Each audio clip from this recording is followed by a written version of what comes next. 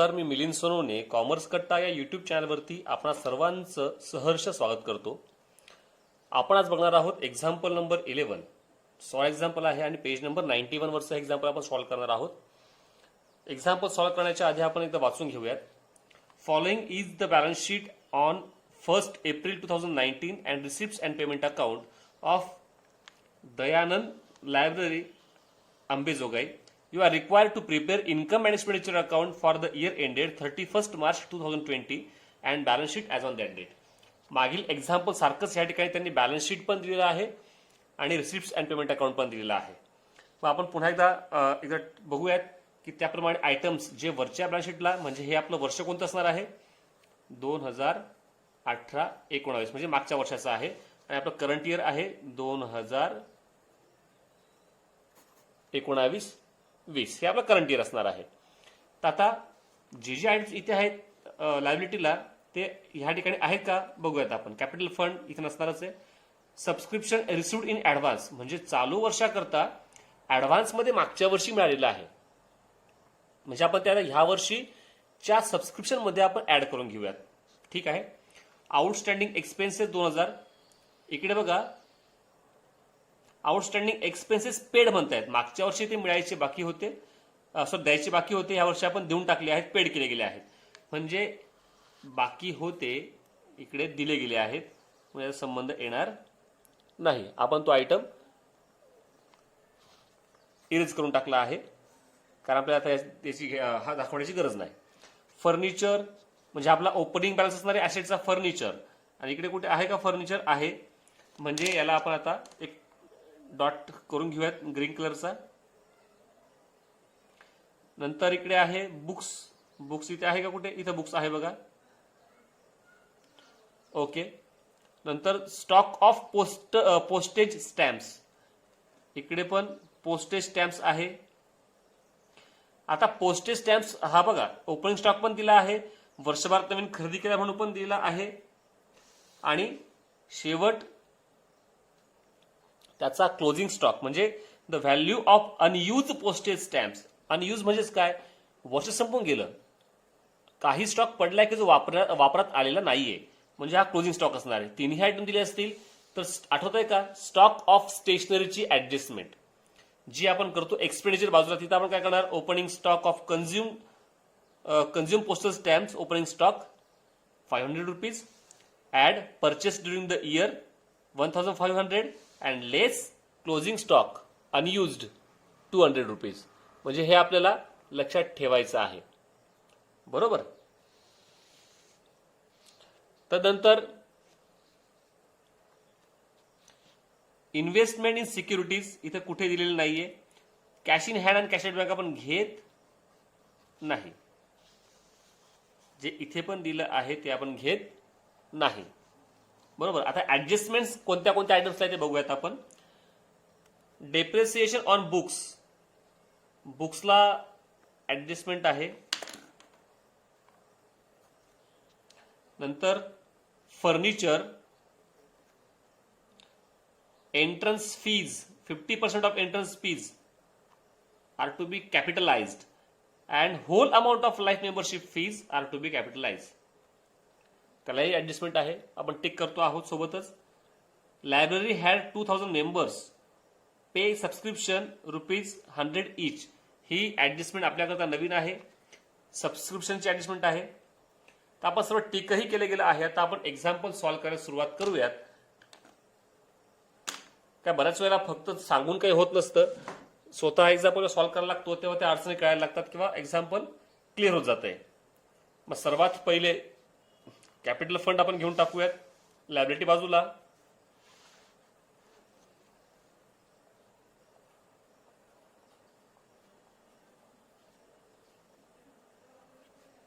Capital fund आहे 7,50,000 रुपये. नंतर सबस्क्रिप्शन रिसिव्ड इन ऍडव्हान्स. मग सबस्क्रिप्शनचं आता आलंच आहे, तर आपण त्याचं संपूर्ण ऍडजस्टमेंट क्लिअर करून घेऊयात. कारण सबस्क्रिप्शन बघा याही ठिकाणी आहे, इथे आहे आणि त्याला ऍडजस्टमेंट पण दिलेली आहे. त्याला ऍडजस्टमेंट पण दिलेली आहे, तर तीही आपण लक्षात घ्यायची आहे. बरोबर. मग आता बघूयात आपलं चालू वर्षाचं किती आहे सबस्क्रिप्शन. 1,80,000 रुपये. आपण ते प्रथम घेऊन टाकूयात. आपण दाखवतो कुठे सबस्क्रिप्शन नेहमी इन्कम बाजूला. मग इथे म्हणायचं आहे बाय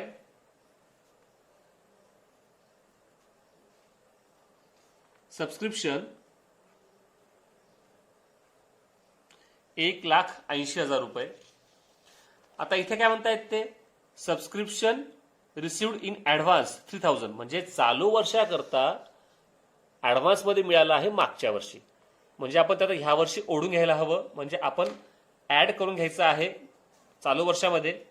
मग इथे म्हणायचं आहे add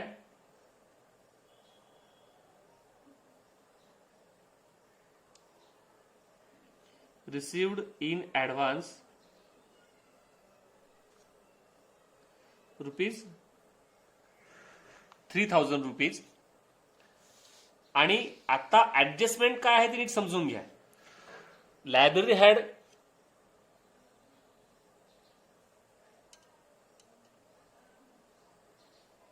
library had 2,000 members paying subscription ₹100 इच.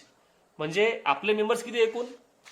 आपले एकूण मेंबर्स आहेत 2,000 आणि प्रत्येकी 100 रुपये आपल्याला सबस्क्रिप्शन वर्गणी म्हणून ते देत आहेत. म्हणजे 2,000 गुणिले 100 बरोबर 2,00,000 रुपये आपल्याला वर्षाला त्यांच्याकडनं सबस्क्रिप्शन मिळालं पाहिजे. बरोबर. पण आता इथे जर बघितलं आपण तर एकूण आपल्याला मिळालेलं किती आतापर्यंत 1,80,000 अधिक 3,000 म्हणजे 1,83,000 मिळालं आहे. म्हणजे एकूण 1,83,000 आतापर्यंत सबस्क्रिप्शन मिळालेलं आहे. आणि ऍक्च्युअल किती मिळायला हवं होतं 2,00,000 मिळायला पाहिजे होतं. कारण मेंबर आपले 200 आहेत. प्रत्येक जण 100 रुपये वर्गणी देतो आहे. म्हणजेच काय तर याच्यामध्ये 17,000 अजून रुपये सबस्क्रिप्शन मिळालेलं नाहीये. हे समजून घ्यायचं आहे आपल्याला. त्यांनी तुम्हाला असं एक्सप्लेन करून सांगितलेलं नाही. त्यांनी फक्त काय सांगितलं 2,000 मेंबर्स आहेत प्रत्येकी 100 रुपये आपल्याला पेड करतायत. मग 17,000 इतकं आलं पाहिजे होतं. म्हणजे इतकं येणं बाकी आहे. याला काय होतं आपण आउटस्टँडिंग. मग आता आउटस्टँडिंग जर असेल तर आपण काय करतो आउटस्टँडिंग ऍड करतो. मग इथं म्हणायचं आहे ऍड आउटस्टँडिंग सबस्क्रिप्शन 17,000 रुपये. आता ऍक्च्युअली 3,000चा दुसरा इफेक्ट येणार नाही. पण आउटस्टँडिंग जे करंट इयरचं आहे याचा सेकंड इफेक्ट द्यावा लागेल. एकूण आता आपलं झालं बरोबर 2,00,000 रुपये. आउटस्टँडिंग असेल तर आपण त्याचा इफेक्ट कुठे देतो येणं बाकी आहे तर आपण टाकणार त्याला कुठे ऍसेट बाजूला घ्यायचं आहे.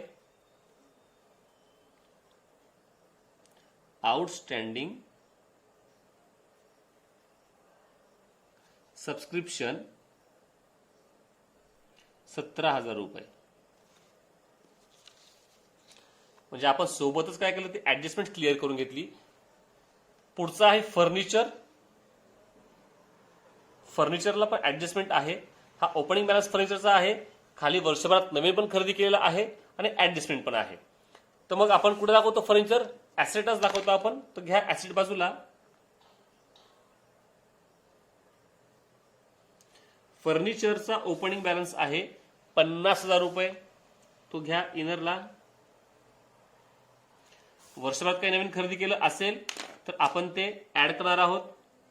इथे खाली आहे का आहे बघा फर्निचर 30,000 रुपये. हे वर्षभरात आपण नवीन खरेदी केलं आहे. मग इथं म्हणा ऍड परचेस्ड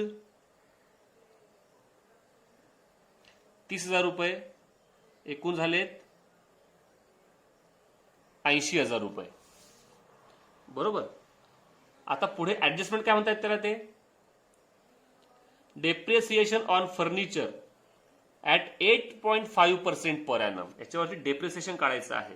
8.5% डेप्रिसिएशन काढायचं आहे.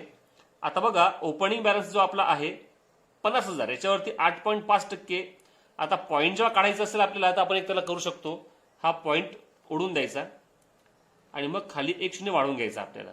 हे 3 शून्य गेले, हे 3 शून्य गेले, म्हणजे तुम्ही आता 85 गुणिले 50 तुम्ही करू शकतायत. आपलं उत्तर येतं या ठिकाणी 4250 रुपये हे आपलं उत्तर आलं पाहिजे.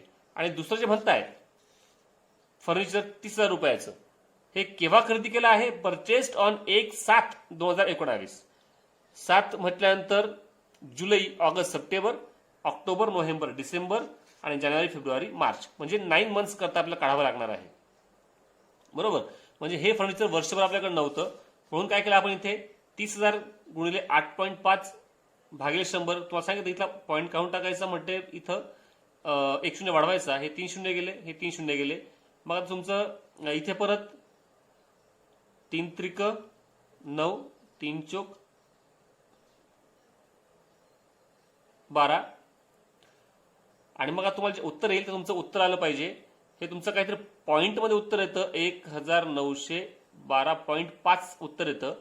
एक आपण वाढवू शकलो असतो इथे, पण त्याच्यामुळे आपल्याला बॅलन्स शीटमध्ये 1 रुपया विनाकारण कमी दिसतोय, म्हणून आपण काय करतो 1912 आपण घेतलेलं आहे. बरोबर, तर आता बघा 4250 अधिक 1912, एकूण आपलं उत्तर येतं आहे 6162. इतकं डेप्रिसिएशन वजा करायचं आहे.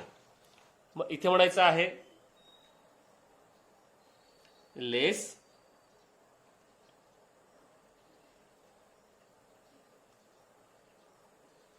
डेप्रिसिएशन ॲट 8.5%, 6162 वजा केल्यानंतर उत्तर आलं पाहिजे आउटर कॉलमला 73,838 रुपये.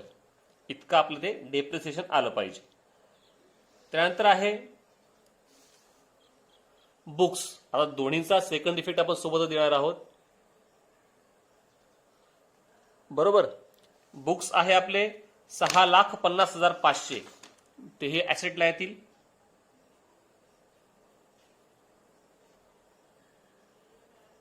$6,50,500. आणि इथे खाली बघा वर्षभरात आपण नवीन खरेदी केलेली पण आहेत, म्हणजे ऍड करावं लागतील. आणि ते केव्हा केलेत आपण? 1/10 म्हटल्यानंतर 1 ऑक्टोबरला आपण ते केले आहेत. तर याच्यामध्ये 6 महिन्याकरता आपण काढणार आहोत. तर बघा इथे बुक्सवरती प्रथम आपण जे नवीन खरेदी केली ते लिहून घेऊयात. ऍड परचेस्ड 1,00,000 रुपये, याची टोटल येते आहे 7,50,500 रुपये. आता यांचंही डेप्रिसिएशन कसं काढायचं बघून घेऊयात. 6,50,000 वरती 6,50,500 माझ्या मते 6,50,500 रुपये, याच्यावरती 10% आपण काढलेला आहे एका वर्षाकरता, ते म्हणजे 65,050 रुपये येत आहेत. आणि 1,00,000वरती जर आपण काढलं एका वर्षाकरता 10%, तर आपले येतात 10,000, च्या निम्मे होतात 6 महिन्याकरता 5,000 रुपये. एकूण असे 70,050 रुपयाचं डेप्रिसिएशन बुक्सवरती आपण काढलेलं आहे. इथे म्हणायचं आहे लेस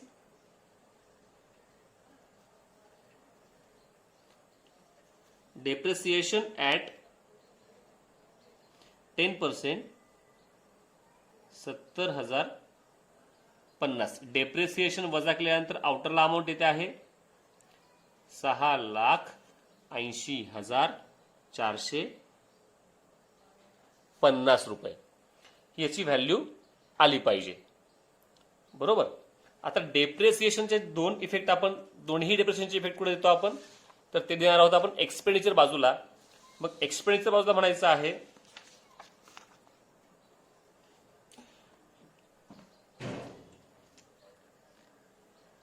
टू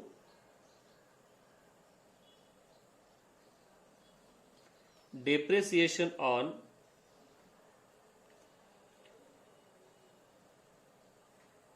फर्निचर 6,162 रुपये आणि बुक्स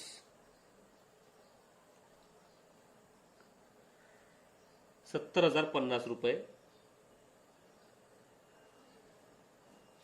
आणि दोन्हींची बेरीज मी घेतोय 76,200.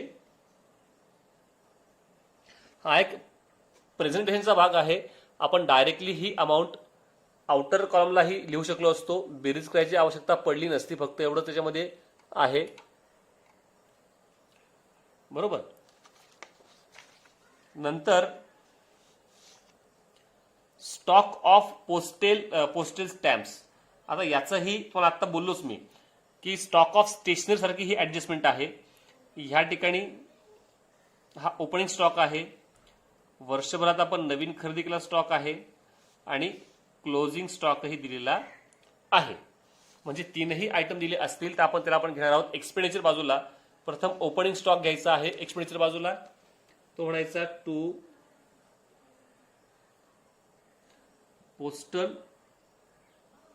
पोस्टेज ओपनिंग स्टॉक किंवा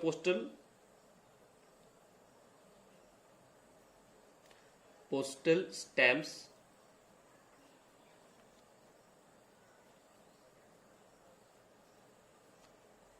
ओपनिंग स्टॉक जो आपल्याला दिला आहे वरती 500 रुपये.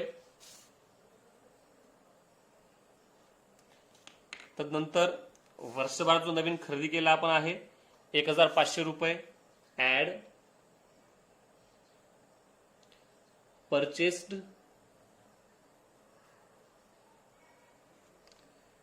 1,500 रुपये. दोघांची बेरीज एकूण येते आहे 2,000 रुपये. आणि मग जो शेवट आपल्याकडे शिल्लक आहे वर्षाच्या शेवटी 200 रुपयाचा शिल्लक आहे, तर हा वजा करून घ्यायचा आहे. लेस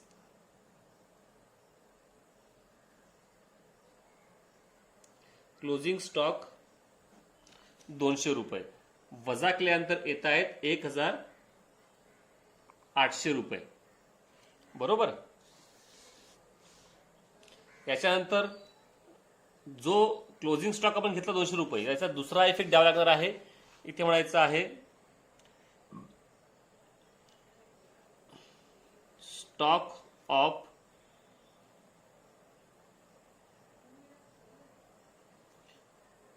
पोस्टेज स्टॅम्प रुपीज 200. 200 रुपये आपल्याकडे क्लोजिंग स्टॉक होता, त्याचा आपण एक इफेक्ट दाखवलेला आहे. बरोबर. Then investments in securities. हा आयटम कुठे खाली दिलेला नाही, आपण डायरेक्टली हा ऍसेटलाच घेऊ शकतो. इथे म्हणायचं आहे investment in securities asset side.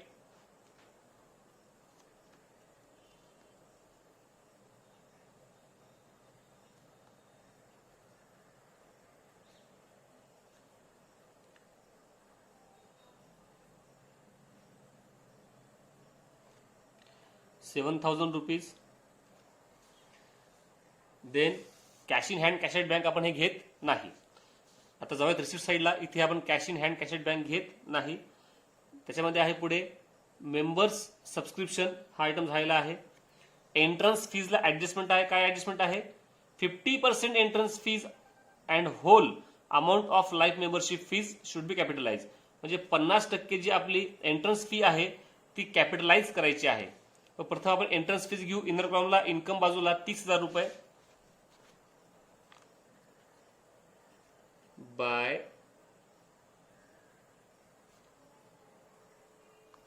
Entrance fees 30,000 रुपये. आता कॅपिटलाइज करायची म्हणजे काय? 50% एंट्रन्स फीज मधनं वजा करायचे आणि उरलेली रक्कम आपण टाकणार आहोत कॅपिटलमध्ये ऍड करायची, कारण आपलं कॅपिटल वाढणार आहे. मग इथे म्हणायचं आहे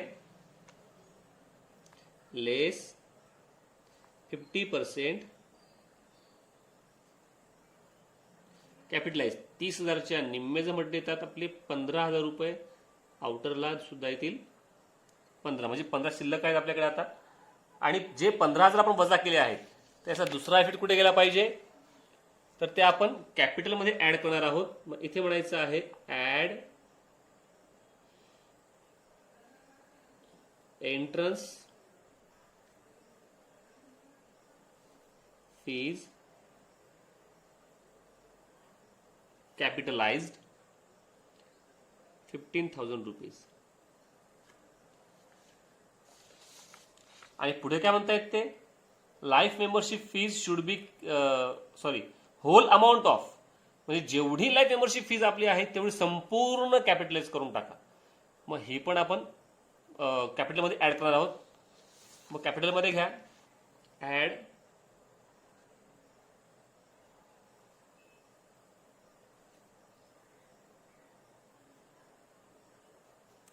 लाईफ मेंबरशिप फीज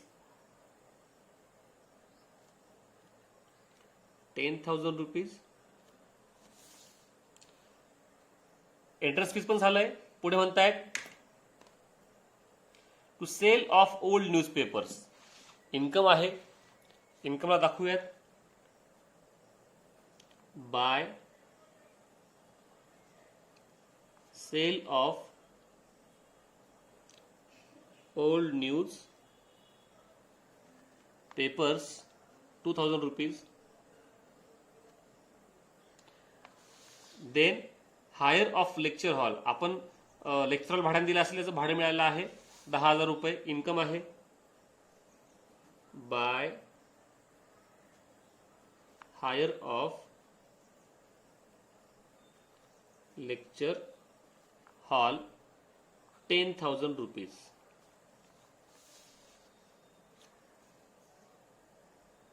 बरोबर. नंतर आहे इंटरेस्ट ऑन सिक्युरिटीज. हे सुद्धा आपलं काय असणार आहे, इन्कम आहे. मग इथं म्हणा बाय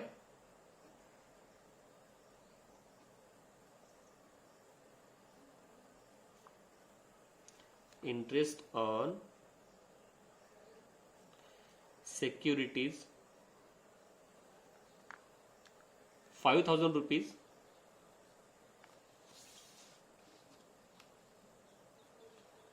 लाईफ मेंबरशिप फीज आपण ते आत्ताच बॅलन्स शीटमध्ये कॅपिटलमध्ये ऍड केलेलं आहे. बरोबर. नंतर आता जाऊयात पेमेंट बाजूला. सॅलरीज. सॅलरीज म्हटल्यानंतर आपलं काय असणार आहे, खर्च आहे. सॅलरीज एकूण आहे 24,000 घ्या. एक्सपेंडिचर बाजूला to salaries 24,000. Then purchase postal stamp झालंय, बुक्स पण झालेलं आहे. Investment in fixed deposit. आता ही इन्व्हेस्टमेंट केली आपण फिक्स्ड डिपॉझिटमध्ये. आपलं इन्कम आपली ऍसेट असणार आहे. ऍसेटला घ्यायचं इन्व्हेस्टमेंट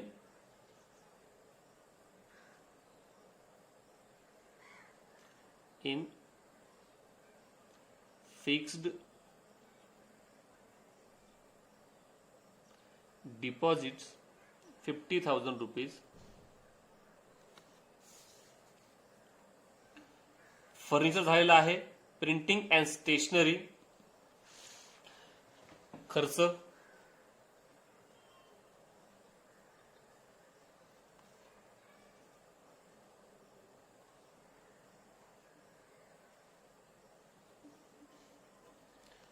अमाऊंट आहे 6,000 रुपीज. देन रेंट हा सुद्धा खर्चच आहे. रेंटची पण amount 18,000 18,000 rupees. Then balance carried down cash and bank. तर आपण हे घेतो ऍसेट बाजूला. इथे म्हणायचं कॅश 9,500 आणि बँक 43,000. बरोबर. आता याच्यामध्ये कुठली एखादी ऍडजस्टमेंट बाकी आहे का? डेप्रिसिएशन आपण दोन्ही घेतलेले आहेत, बुक्स आणि फर्निचर. 50% ऑफ एंट्रन्स फीजचा पण दोन्ही इफेक्ट दाखवले आहेत. लाईफ मेंबरशिप फीज पूर्ण घ्यायची होती म्हणून तिचा एकच इफेक्ट दाखवता आला. दुसरा आपण दाखवू शकलो असतो इन्कम मध्ये पूर्ण दाखवायची आणि पूर्ण वजा करून आउटरला 0 आला असता, पण काही गरज नाही. सबस्क्रिप्शन आउटस्टँडिंगची दाखवली गेली आणि क्लोजिंग स्टॉकची पण दाखवली गेलेली आहे. बरोबर. मग सर्व आयटम्स संपलेले आहेत. तर आपल्याला एक्झाम्पल आता टॅली करायला काही हरकत नाही. आपण टॅली करायला घेऊयात एक्झाम्पल. प्रथम आपण इन्कम बाजूची बेरीज प्रथम करूयात आपण. इन्कम म्हणजे क्रेडिट बाजूची बेरीज आपली येते आहे 2,32,000 रुपये आणि डेबिट बाजूची बेरीज येते आहे 1,26,012 रुपये.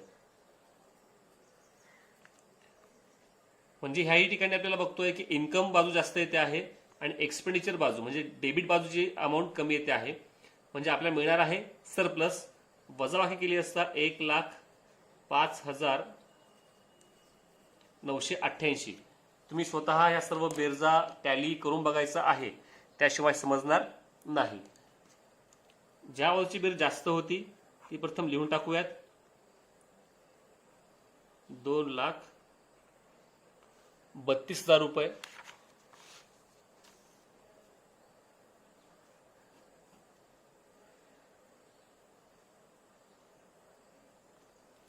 आणि आपल्याला जे कमी पडत आहेत त्याला म्हणतो आपण टू सरप्लस.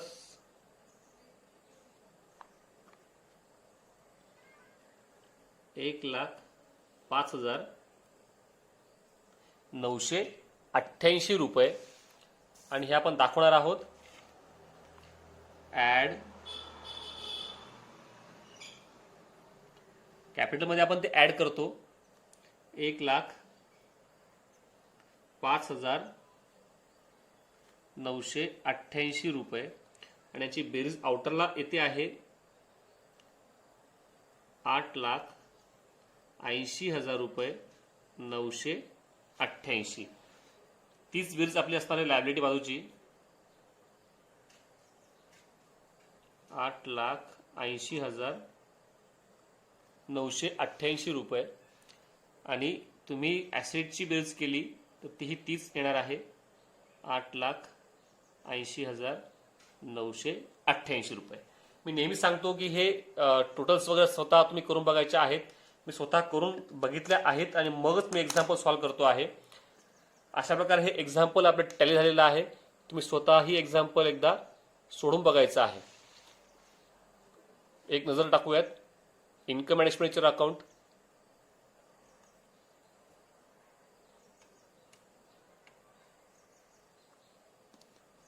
तदनंतर बॅलन्स शीट.